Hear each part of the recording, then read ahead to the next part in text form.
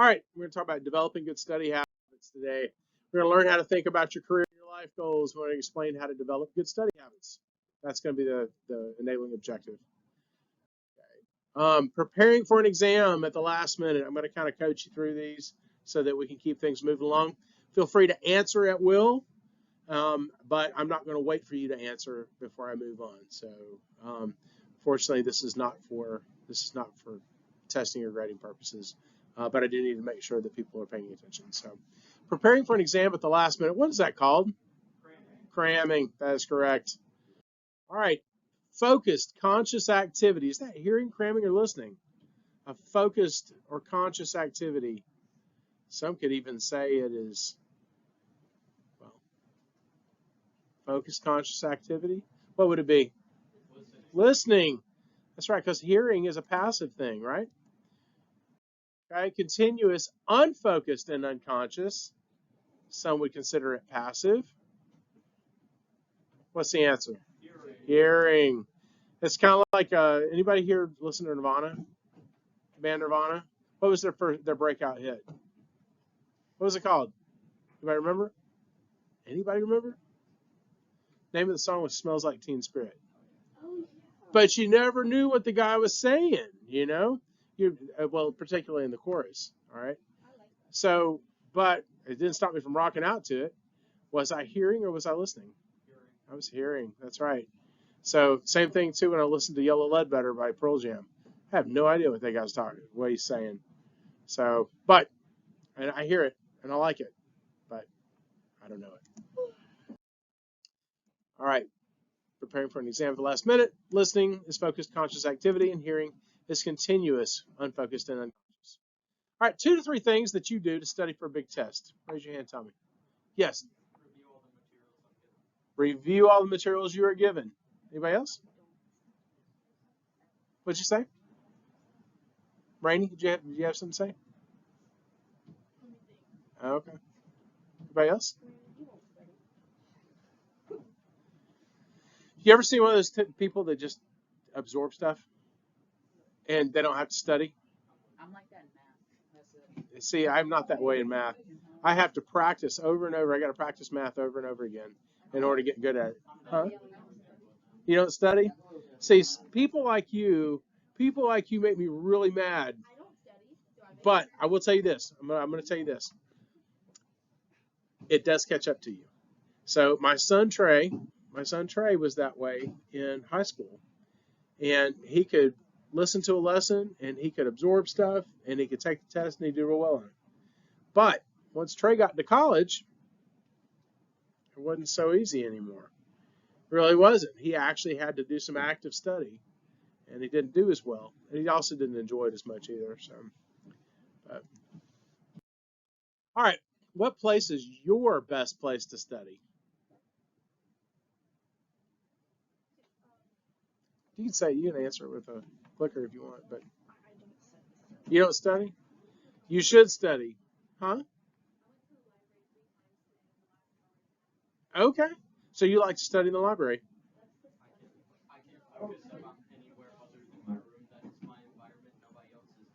Uh-huh.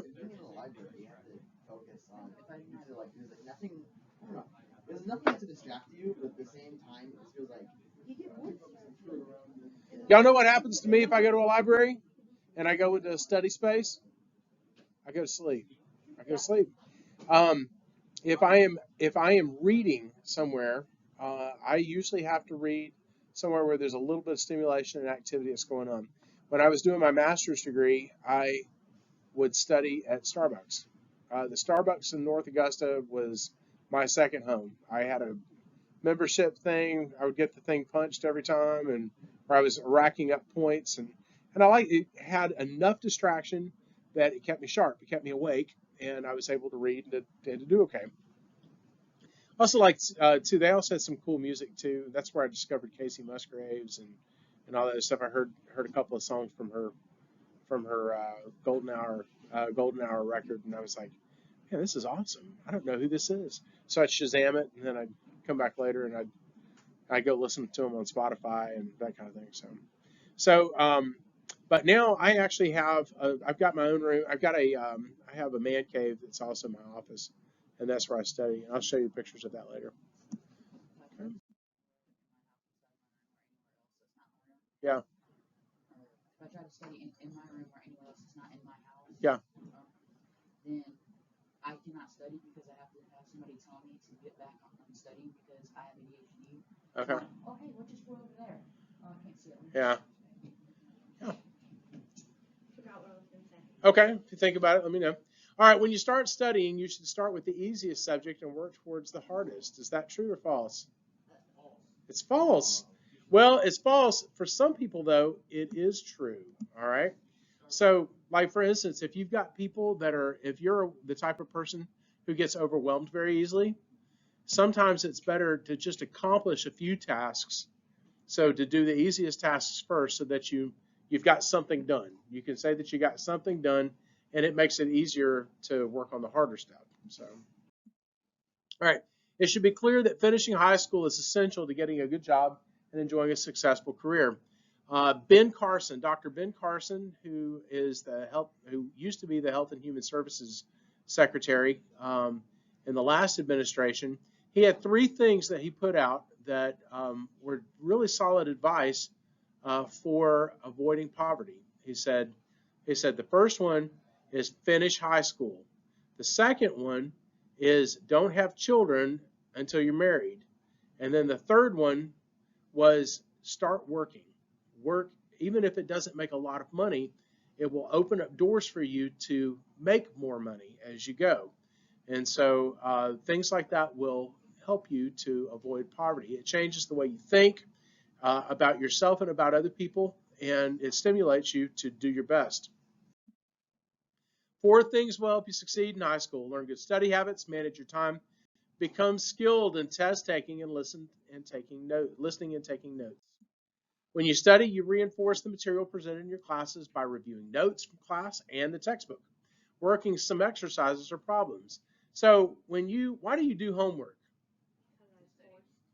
Huh? To study? What's that? Because you're forced to. What's the purpose in doing homework?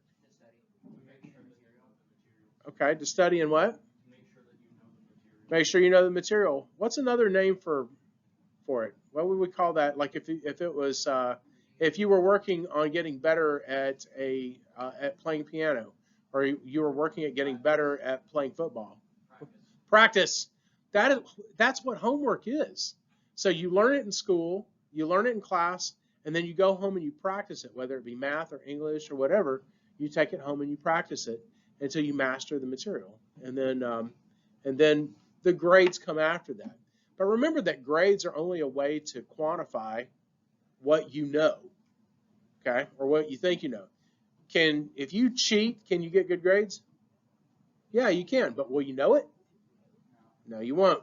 So that's one of the things that always troubles me is when you get these kids in their freshman year, and the teachers come to me, they say, "Can you do such and such with so and so?"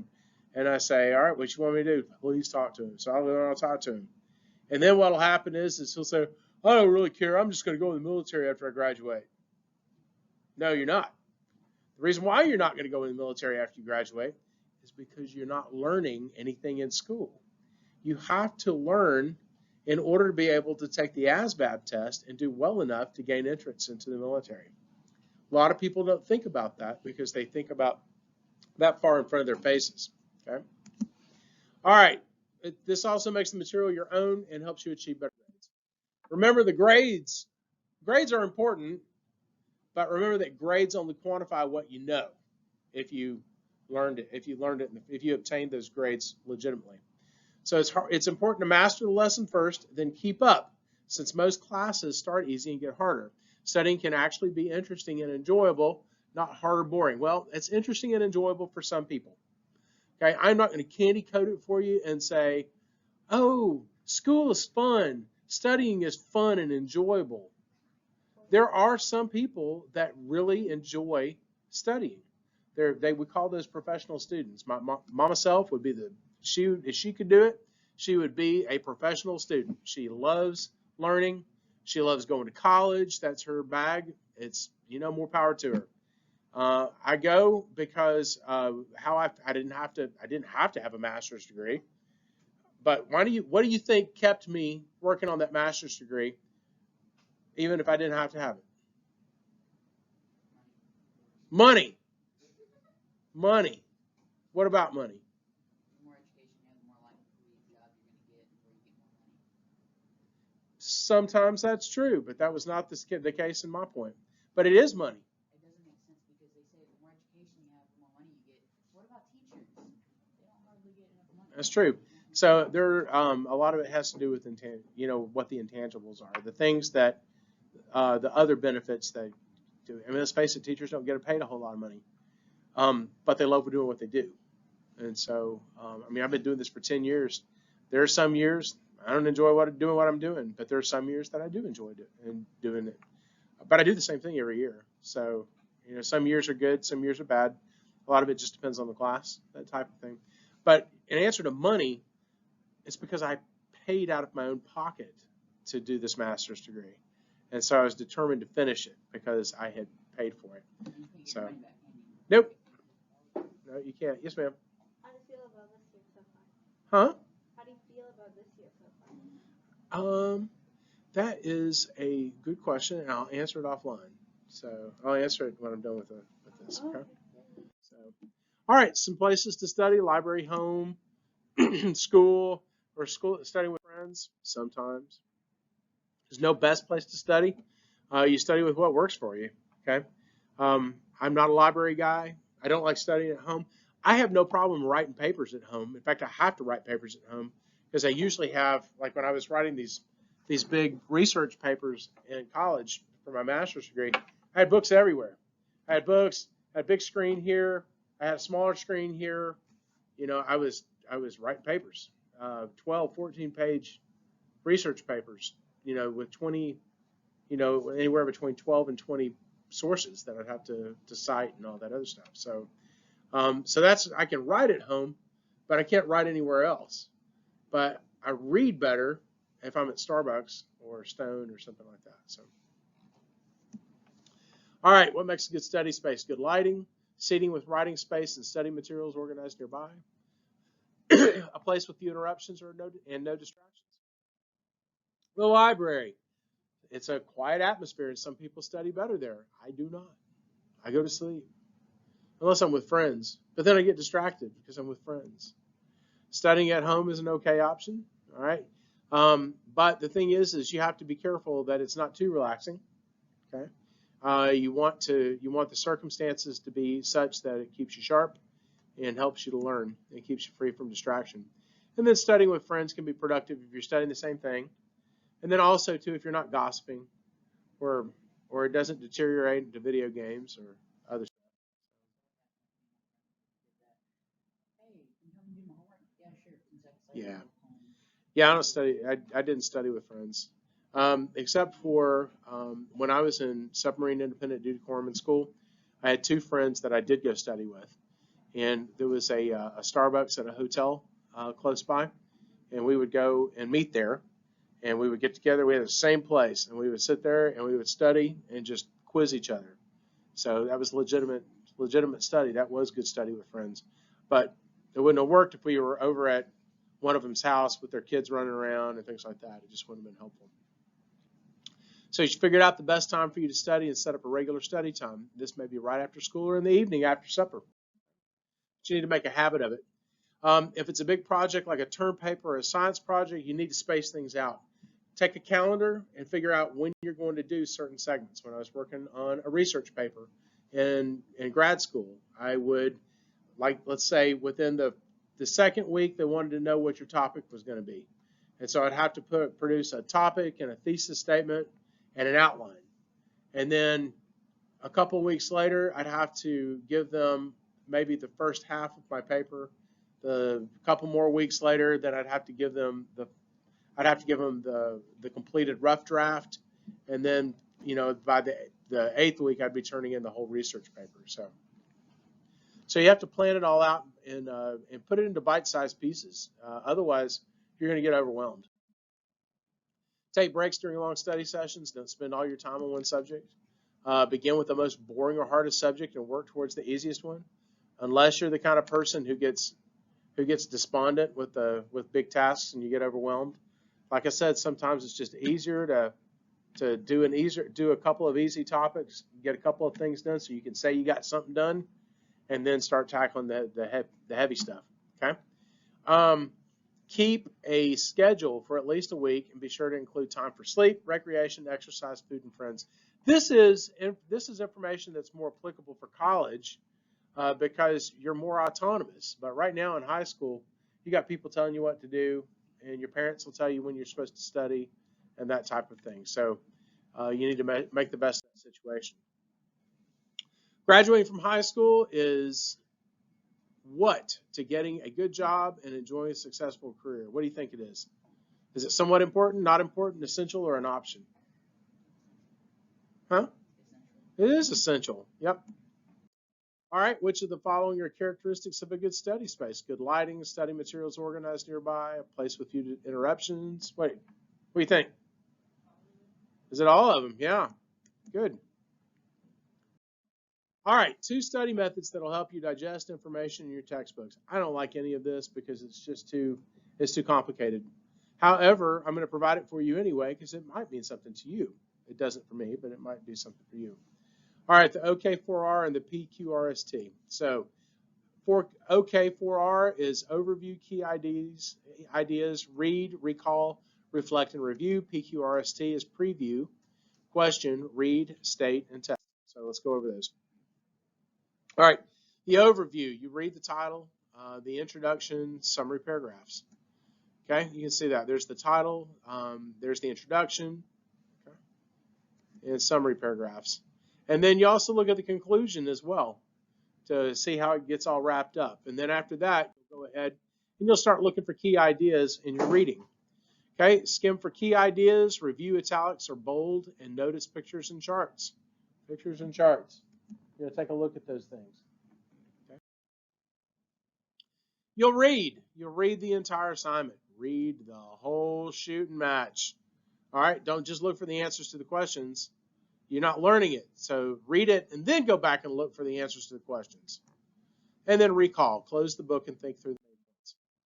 Then reflect, how does this information fit with other things that you know? And then review. Before your next test or quiz, review the information. All right, and that means just writing notes in the margins and that type of thing, things to catch your attention in your eye.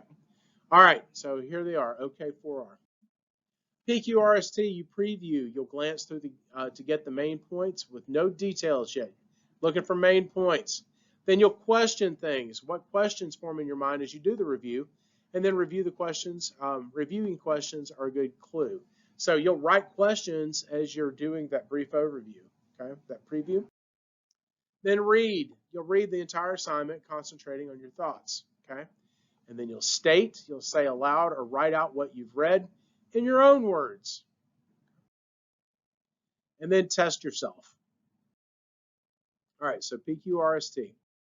All right, the best preparation for examinations is keeping up with assignments through good study behavior. Okay, so which cadet would you rather be? I'm prepared for this exam, and I wish I'd studied sooner. All right, so which would you rather be? Yeah, you want to be prepared.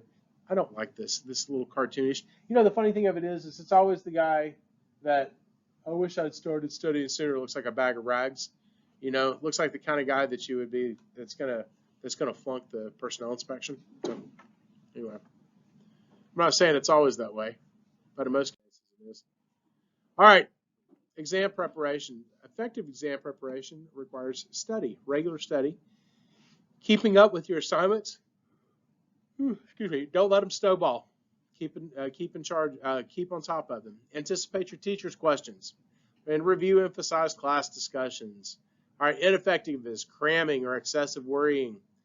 What are some other ineffective behaviors? Cramming and excessive worrying. Somebody last period said crying. Yeah. Procrastinating. That's right. Yeah, the crying part. That was one. Anybody ever like feel so overwhelmed with your schoolwork, you just sit there, I can't do it. I can't do it. And your dad comes up and says, shut up and get to work. All right. An essay, let's talk about a couple things with test taking. All right, an essay question will require you to write about the big picture ideas of the material and their relationship with each other. And then in contrast, objective or short answer questions will require you to pay attention to details. All right, the question will ask for a specific detailed answer. An essay question, they just want to know that you understand it. When I was in grad school, they would give me these test booklets. Excuse me, because I was doing it by distance ed. They give me three essay questions. Bless you. They give me 3 essay questions and tell me to write on 2 of them. Well, these are essay questions. They take about 8 to 10 pages per question to write. So, I mean, this was grad school. So, then I'd have about 2 hours to do it. So you'd figure out, well, I've got an hour to write on this one. I got an hour to write on this one. So you quickly put out a thesis statement and then put together an outline, and then you get to work. You get to writing. So you develop those skills over time. So no matter what type of test, you need to always read the directions carefully. All right? You know the assignments that I gave to you yesterday? Y'all remember those? That assignment? All right. How many of you noticed what was written in bold? What did it say? Write incomplete sentences. Why did you think I put that in bold? Because the last 2 times, the majority of people did not write incomplete sentences. And I took off 15 points for it. All right? So it's not, I don't want you to be lazy. We don't want, do we think in sentence fragments? Do we think in sentence fragments? We don't. We logically play things through in our mind. The things that we say, the things that we think about. It doesn't make any sense to us if we think about it in a fragment. But if we put it in a complete sentence, it's easier for us to recall it and to remember it. The whole purpose in doing book work is just to learn material. Okay? Ask for clarification if directions aren't clear to you, and pay attention to details of each question. All right, short answer and true false. You start with a 30-second survey of questions. You're going to go through and you're going to look at all these questions. Okay? Sometimes a true false, they'll ask another true false question, which will give you the answer to a previous true false question. Anybody ever see that happen? I've seen it happen. Yeah.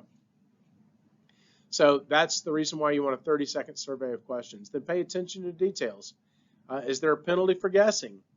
That's a good thing to ask. All right. The ACT, there is no penalty for guessing. The SAT, however, you lose a quarter point for every wrong guess that you make. Okay. Use a steady pace. Mark difficult questions to skip and to return to later. All right, completion tests. Don't leave questions blank, okay? Unless you're taking the SAT and you just don't know the answer. So the way the SAT works is that if you get a right answer, you get a point. If you don't answer it, you don't get a point. But if you guess at the answer and you get it wrong, you lose a quarter point. You see what I'm saying? So you have to know what the rules are for the test that you're taking. And then check doubtful questions again as time permits. All right. Matching tests, you need to answer the easy questions first, and then follow directions. Sometimes answers may be used more than once. So, and then essay tests, you'd be ready to write expanded answers to complex questions or command statements. Allow you to show your mastery of the material. Some people can write well. A good test has something for everybody. So it has something that everybody is good at, unless, of course, you really do require somebody reading it for you. So, all right, more strategies for essay questions. Read the entire question first, then organize your thoughts in an outline. And then note key words and phrases in the margins to help you remember things and to help you organize your thoughts. Okay? Make sure you completely answer the question. Don't just fill up blank space. I've read some of your essays before, not y'all's, but students' essays before. And in order to fill up, I'll tell them it's got to be at least a page. And they write essentially the same thing in 3 different paragraphs. It's terrible. It's boring. Don't bore your teachers. Make it challenging for them in a good way, okay? And then write legibly and review before turning in. Outlining shows the whole picture, similar to how a silhouette shows only the outside lines of this wolf image below. You don't see details, but it's not the purpose of it. So you create an outline before starting to write your essay response, and then it can help you to organize your thoughts and use your response time more productively. You need to keep your head up. All right, so this is how you can see, this is kind of how this goes. You would, I'm not going to, we don't have the Moby anymore, so it still works, but it's not in here anymore. It's in the other classroom. So, all right, to show similarities between two or more things. I think it's easier to start with the definition and then look for the word. Does anybody ever do that? Yeah, I think it's the best way. Showing similarities between two or more things. What do you think it would be? Compare? Let's see. All right, then give a clear, undetailed, but precise meaning. Give a clear, unprepared, undetailed, but precise meaning is defined. Examine critically to show essential features. Essential features, okay. Show differences when compared. Contrast. And then develop a theme or idea in greater detail. Elaborate. Okay, good. And that's what it looks like. There it is. All right, we're not going to do any more of that. But there you go. All right, an essay question will require you to write about what? You can say it out loud while you answer it. Big picture idea. Okay. All right. Study method steps in the correct order. This is the PQRST, right? So what's the correct order? What's the first one? Preview. What's the second one? Question. Third one? Read and state and test. Good. All right. Good listening skills are important to success in school. Listening is a lot more than just hearing. In fact, most people neglect listening. You ever been the kind of person who, or you're in a conversation with somebody, or if you're in a debate with somebody, and you're sitting there planning, you're not listening to the guy, you're just planning what you're going to say next? Yeah. What happens to me is, you know, they're catching my attention. What'd you say? Yeah. And then So, sorry. no, that's okay. But you can become a better listener by understanding the 4 types of listening, which we're going to talk about here in just a second. All right, passive is one-way communication, such as TV or music on an iPhone or Android phone. So some of you are just passively listening to me. So you're not engaging in class or anything like that, but you're listening. All right, and then competitive is not listening closely and your attention is wandering, or you're planning what you're going to say and not listening to what he's saying. Then there's active listening, which is two-way communication, paying full attention. Okay. And then there is reflective, which is active listening and interpreting the speaker's feelings. So sometimes you can determine what a person, if a person's like really angry or not, just by listening to them. All right. And then you're reflective and you're going, is this guy mad at me? All right. A good listener focuses on what the speaker is saying. The following techniques can help you with this skill. I have been in this auditorium, by the way. This is in Bethesda, Maryland. So I went up for a Chiefs conference. That's why all these cats are in khakis. So that, by the way, I wasn't at that one, but I did recognize that that auditorium. All right, you're going to clarify. Ask specific questions to ensure you've understood the speaker. For an example, when you say the research paper is due on the 15th, do you mean in class or by the end of the day? Okay. I would be asking for clarification. And then restate. Use the speaker's words as your own and repeat what you think the speaker has said. For example, did I understand you correctly? That classes will be canceled if the temperature falls below 0 degrees Fahrenheit? Wouldn't you love that, right?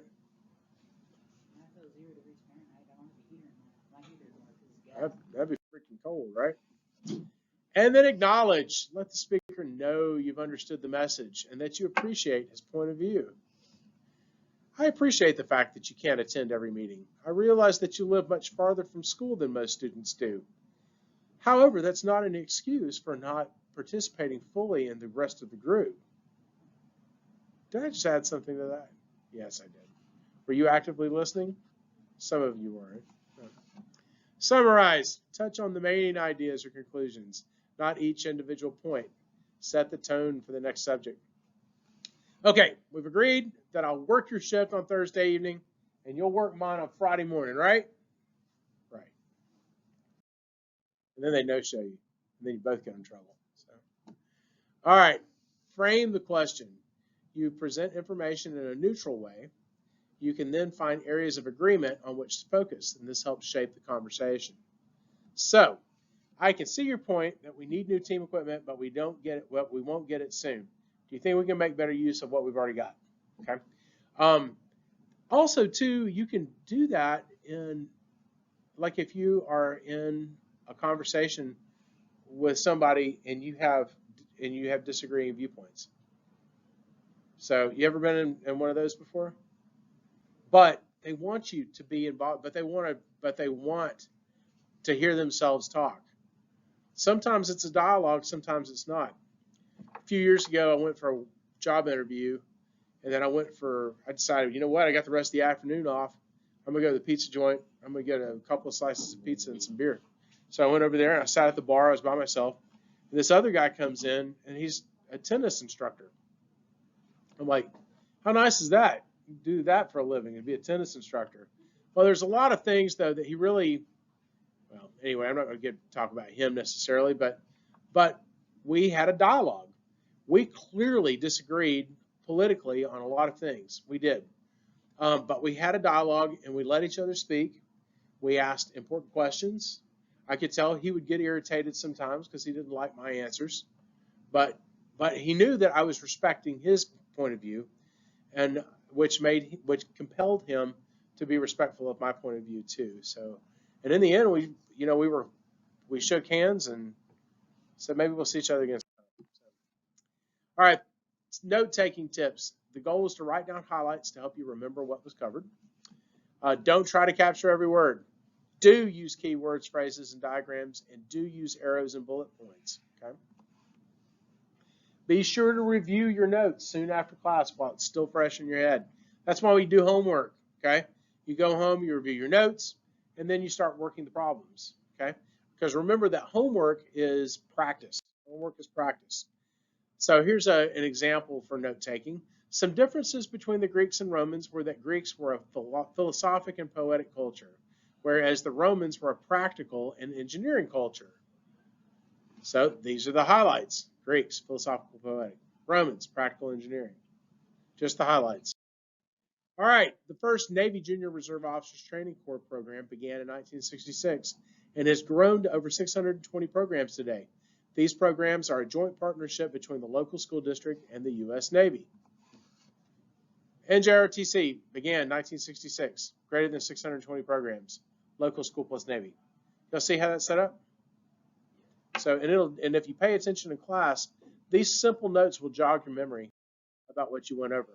All right, traits of successful students. They set goals so that they have a clear idea why they're in school. They practice good study habits.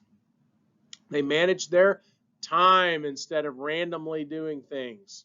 They develop good skills for taking tests and exams.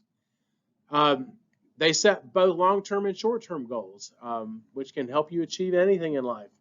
So the best way is to set some long-term goals, and then you achieve those long-term goals by setting and accomplishing short-term goals.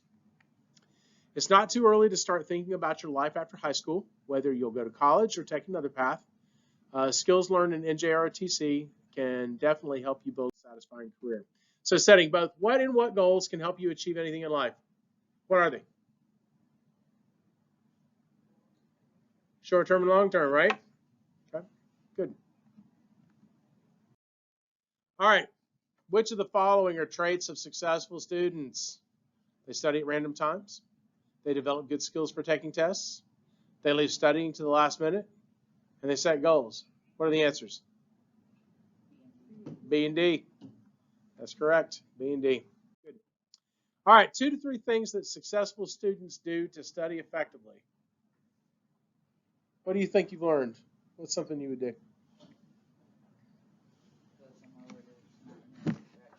Go somewhere where there's not very many distractions. Okay. What else? Get up and walk around a little bit. Sometimes. What happens if you sit too long? You get bored. Legs fall asleep. You fall asleep, right? You fall asleep. You look like you're sleeping. You'll get me in trouble if somebody walks in. All right. Any questions? Did you learn something?